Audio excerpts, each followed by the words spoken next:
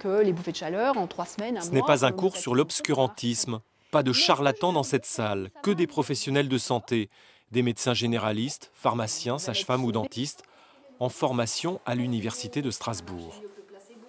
Je vous ai dit depuis le début de cette matinée, je vais vous parler de la place de l'homéopathie. Nous sommes en médecine intégrative, il y a une place pour tout, complémentaire, et je vais vous parler de ça à propos des bouffées de chaleur. Un cours sur la gynécologie obstétrique et comment l'homéopathie y trouve sa place aux côtés des autres thérapies. D'emblée, l'approche est différente de l'enseignement en médecine classique. L'homéopathie va être une approche beaucoup plus globale du patient. Ça ne va pas être une approche organique. En médecine conventionnelle, souvent on s'occupe de l'organe malade. En médecine complémentaire, en particulier en homéopathie, on va, je dis toujours, prendre 2 mètres de recul et voir le patient dans son ensemble et s'occuper de sa pathologie, mais dans l'ensemble du patient. Le diplôme universitaire à Strasbourg accueille 26 professionnels en formation. C'est l'effectif le plus important de France. Moi, ça m'intéresse vraiment beaucoup comme cours. J'ai fait la première année l'année dernière. Et là, c'est un complément qui m'intéresse beaucoup dans ma pratique médicale. C'est important. Je pense que le patient ait le choix entre plusieurs options. Mais la charge est violente depuis quelques mois.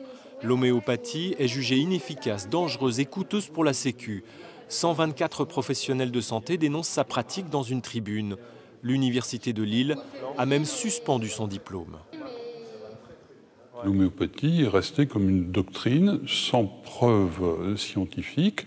Les études sur le sujet sont très peu nombreuses, mal étayées, sur des petits nombres de patients. Or, à l'inverse, tout le monde enseigne une médecine qui aujourd'hui est fondée sur les preuves. Analyse bien différente à Strasbourg. Pas de remise en cause du diplôme.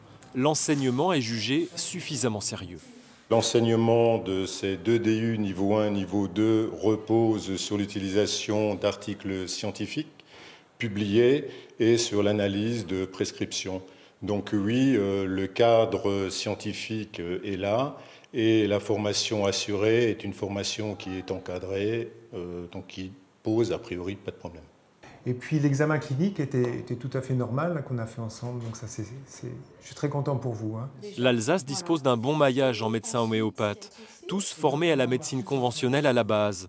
Une chance pour l'homéopathie, une garantie pour les patients.